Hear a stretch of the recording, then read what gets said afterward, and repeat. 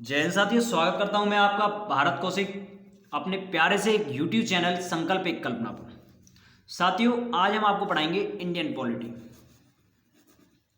Okay साथियों, आज हम आपको पढ़ाएंगे इंडियन पॉलिटी। इंडियन पॉलिटी में भी सबसे पहले आपको पढ़ाया जाएगा introduction of constitution and preamble. Constitution क्या होता है, प्रीएम्बल क्या होता है। साथियों, इससे पहले मैंने एक क्लास ली थी मैथ की, कॉम्प्लेक्स नंबर की, कुछ क्लास थी। उसके बाद मैं कोई क्लास नहीं ले पाया बाय द रीजन, कई कारण थे, आपको बता नहीं सकता, फाइनेंशियल कंडीशन और कई कारण थे, मैं आपको क्या बताऊं। तो आज हम आपको, आज से आपकी जो क्लासेज हैं वो कंटिन्यूसली होंगी, रोज डेली लगेंगी आपकी क्लास। तो मैं आपको कॉन्स्टिट्यूशन के बारे में बता रहा था, what is the constitution. Constitution का इंट्रोडक्शन देंगे हम आपको, introduction and preamble of the constitution. साथियों, आप इस क्लास में बिल्कुल भी स्ट्रेस फील नहीं करोगे, आप इस क्लास में बिल्कुल भी बोर फील नहीं करोगे, मैं आपको दिखाता हूं।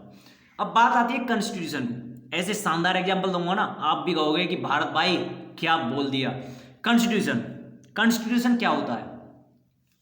कॉन्स्टिट्यूशन यारो, एग्जांपल से बात करते हैं। कॉन्स्टिट्यूशन क्या होता है, जब आप 10th और 12th क्लास में होते हो तो आप रूल्स में लगे होते हो कि आपको वर्दी में आना है, एक टाई पहन के आनी है, या फिर आपको शूज़ पहन के आने हैं, सॉक्स पहन के आने हैं, बाल बड़े नहीं होने चाहिए, नाखून छोटे होने चाहिए, ऐसे ऐसी कुछ फॉर्मेलिटीज़ कुछ होती हैं जो स्कूल के अंदर होती हैं। जब आप कॉलेज में गए तो भी आप वहाँ रूल्स और रेगुलेशन में थे। स्कूल और कॉलेज के बाद जब आप कहीं जा भी रहे हो, जब आप कहीं जा भी रहे हो, ट्रैवल कर रहे हो, मान के चलो दिल्ली से आगरा, या दिल्ली से उत्तर प्रदेश, यूपी, महाराष्ट्र, एमपी की एमपी, पलवल, हरियाणा, कहीं भी आप ट्रैवल कर रहे हो, वहां भी आप रूल्स एंड रेगुलेशन पे हो, रोड पर भी आप रूल्स एंड रेगुलेशन फॉलो कर रहे हो। मान के चलो आप दिल्ली से यूपी जा रहे हो और बीच में आपको रेड लाइट सिग्नल मिलता है, तो आप क्या करोगे, वहां सिटी, क्या करोगे आप, सिटी। फिर से बोलिए, क्या करोगे, रेड लाइट को देखकर आप सिटी। तो वहां पर भी आप रूल्स और रेगुलेशन में हो। मतलब भैया, हमारी कोई जिंदगी है भी या नहीं। जी भाई, जिंदगी है, बट रूल्स और रेगुलेशन हमारी जिंदगी के दो पहलू। आगे बात करते हैं constitution. What is the constitution. साथियों, इसी एग्जांपल में आपको कॉन्स्टिट्यूशन की एक सिंपल सी डेफिनेशन मिल चुकी है। What is the constitution. Constitution is the set of rules and regulation. ठीक है जी। अब कॉन्स्टिट्यूशन हमको देता क्या क्या है, क्या क्या देता है भाई कॉन्स्टिट्यूशन, संविधान क्या देता हमें, पढ़ते हैं, आगे करते हैं। Constitution gives me federalic structure, judiciary, rights, return constitution, structure of government, government of parliament. आगे बात करते हैं हम कि फेडरलिक स्ट्रक्चर क्या होता है। फेडरलिक स्ट्रक्चर ये होता है साथियों, मान के चलो स्टेट गवर्नमेंट पर अगर कोई आपत्ति आती है तो फिर क्या है, सेंटर गवर्नमेंट बीच में आती है। सेंटर गवर्नमेंट स्टेट गवर्नमेंट की पावर को अपनी तरफ लेती है, और जब स्टेट गवर्नमेंट कुछ काम करता है तो उसकी इजाजत लेता है सेंट्रल गवर्नमेंट की। तो फिर क्या है कि आपका फेडरल स्ट्रक्चर नहीं होता, वो हो जाता है फिर यूनाइटरी मेथड। फेडरल स्ट्रक्चर तो होता है ये कि हमारी कंट्री के अंदर सेंटर गवर्नमेंट है और स्टेट गवर्नमेंट है, दोनों के पास अपनी अपनी अलग अलग पावर है और दोनों पर इक्वल ही पावर है। अगर स्टेट गवर्नमेंट पर आपत्ति या प्रॉब्लम आती है, देन उसकी जो पावर्स हैं वो ट्रांसफर हो जाती हैं सेंटर गवर्नमेंट को। जब सेंटर गवर्नमेंट को उसकी पावर ट्रांसफर हो जाती है तो उस मेथड को कहते हैं हम यूनाइटेड मेथड। और ये कब होता है, ड्यूरिंग इमरजेंसी।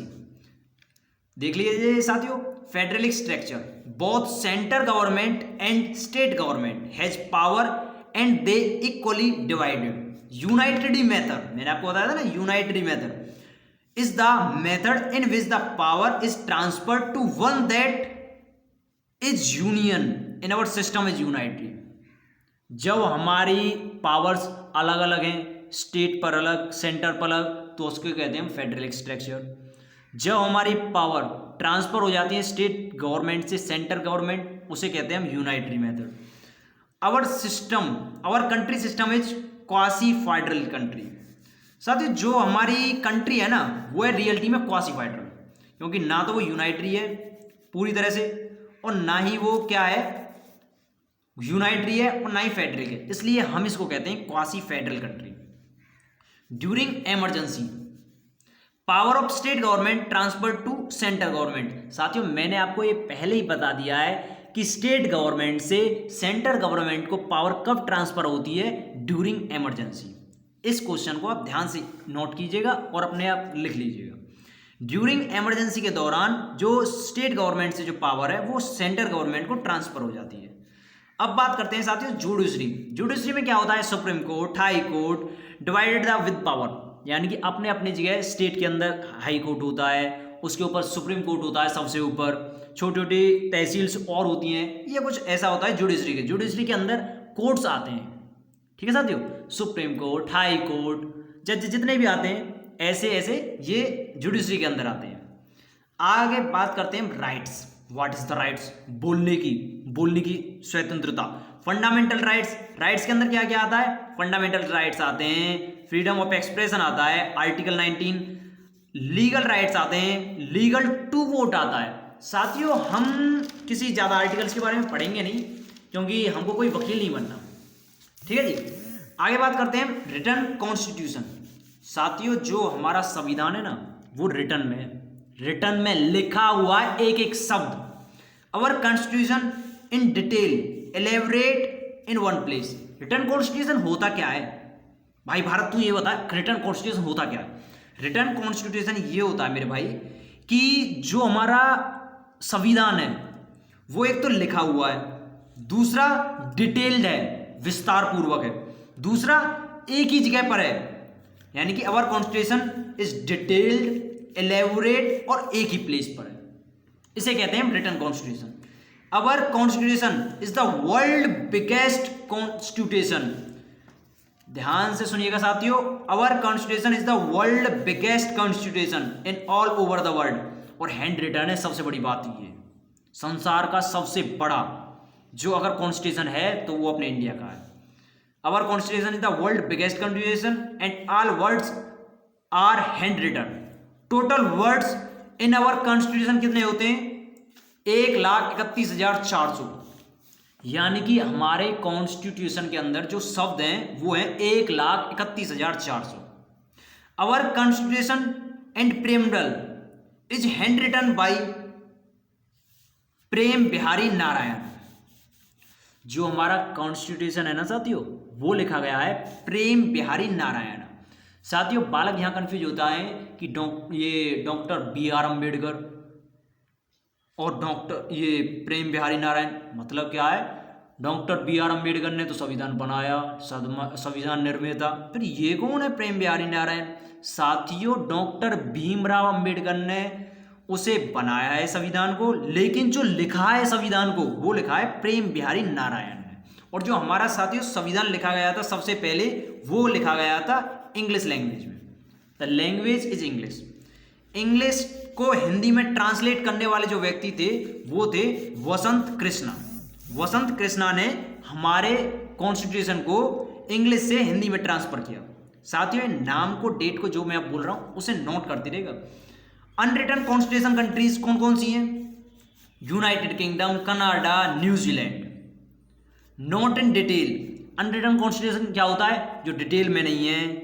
अनरिटन यानी कि क्या है? अनरिटन कॉन्स्टिट्यूशन क्या होता है?